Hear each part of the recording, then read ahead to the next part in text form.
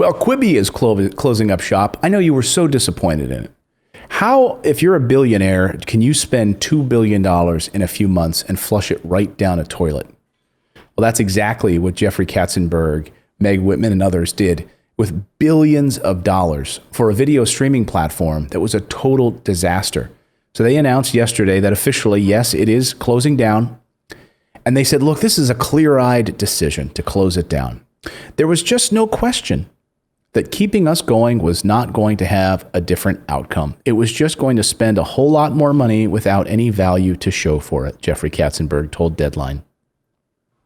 He said, so out of respect for these people that put up this extraordinary amount of capital to do it, that's irresponsible, and we both felt we shouldn't do it. So there's over $300 million still left in this bank account right now.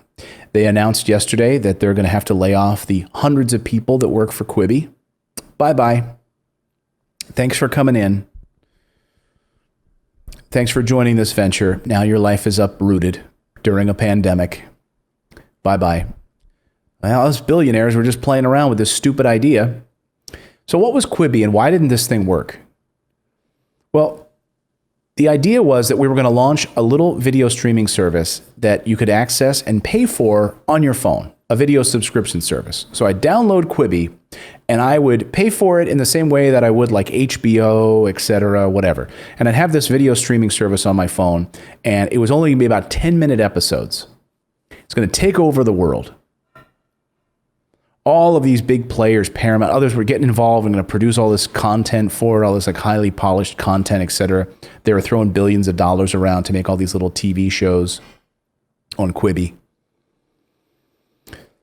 This is what happens when the billionaire class is so out of touch with the rest of the country that they think that they can move mountains with their money when the American people are sitting there saying, we don't have money to pay for some subscription service right now.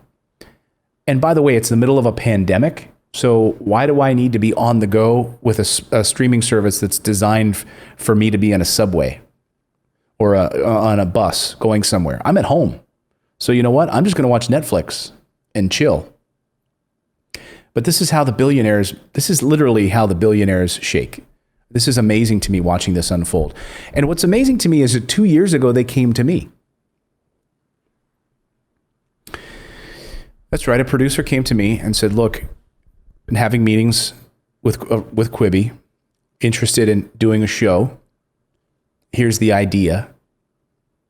Here's the platform. And this is going to be, this is going to explode. This is going to be the biggest thing ever. So they explained it to me. Here's how they explained it to me. Okay, it's a service that people are going to sign up for, and the shows are going to be like 10 minutes long. And, big Hollywood producers are going to like put a lot of money behind making shows for this new service. Because you know what? People's attention span is only like 10 minutes now. So that's how long these shows will be. You'll have like multiple shows, but they'll all be like 10 minutes. I said, okay. And I remember getting off the phone thinking, 10 minutes, like that's usually a YouTube video, and that's free. And there's some pretty darn good YouTube content that's free, well produced. You're going to go up against YouTube and Google, and people are going to pay for this? Okay. So then this thing started rolling out. Then it rolls out. It launched, I think, during the pandemic. So no one was on the go. No one was moving around anywhere. Everyone was home. And no one gave a rat's behind about Quibi with their highly polished 10-minute shows. Did any of you watch a Quibi show at all? I mean, we got like 5,000 people watching right now. Did anybody watch a Quibi show? Michael Stewart says, I can watch full seasons. My attention span is much longer than 10 minutes. Yeah, exactly. I mean, think about the things that I watch on Netflix now, right? Think about the thing, and, the amount of money that they're spending on content. There's so many great documentaries that I'm watching on that channel. I mean, they Hey, The Crown is about to come back. One of my favorite shows that comes back for season 4, right? I think in just like a few weeks. I'll be watching Netflix for that. I've been watching Fargo, the new season of Fargo with Chris Rock. It's fantastic. Those shows are like an hour long. I don't need 10-minute content that I have to pay for on some little streaming platform run by Hollywood billionaires. So the demise of Quibi, closing up. They're going to try to sell off some of their assets somewhere.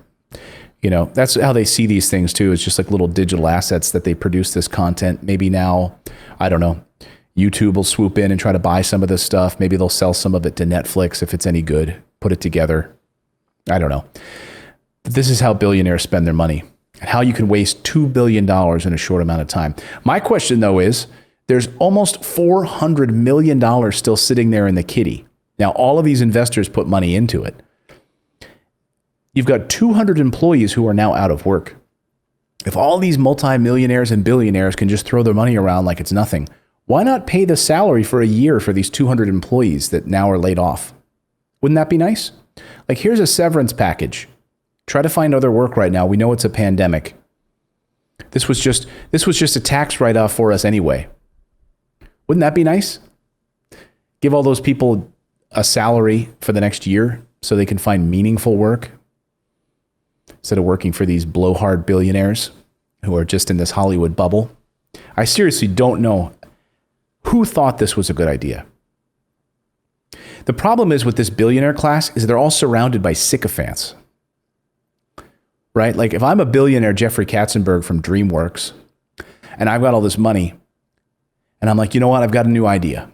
I'm going to hold some meetings. Carol, can you get me some meetings with this guy, and this guy?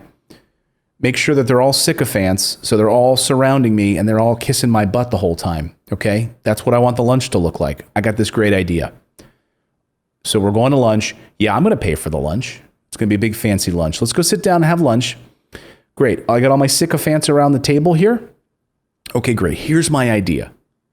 Let's order some more wine. Let's order the best wine because I got a breakthrough idea. I've heard about this thing called YouTube that's kind of doing pretty well. Kids tell me about it. So you know what? Let's create a video streaming service where all of our shows are like 10 minutes long, and we'll have people sign up for it, and they'll have to download a separate app on their phone. Who's in? Yeah, Jeffrey, I think that's such a great idea. You're such a brilliant man, Jeffrey. There's no one around that table going, that's the dumbest thing I've ever heard. You want to waste $2 billion of your money? Go ahead. No one's telling them that. They all live in this like little protective Hollywood, little bubble. I just find it hilarious. I don't feel sorry for them. These are the same clowns that right when the pandemic was starting, by the way, they tweeted pictures of themselves on their yacht saying that they were social distancing. Like, hey, I'm social distancing. David Geffen. Photo of his yacht. It was a drone shot of his massive yacht. I'm social distancing. Great. Tell that to the millions of Americans that live in, right on top of each other that don't have health care or a stimulus. Go ahead and tweet a picture of your yacht. So I have little sympathy for this kind of stuff. There you go. There's the death of Quibi. Sorry if you were an investor in Quibi, but you need to get your head examined.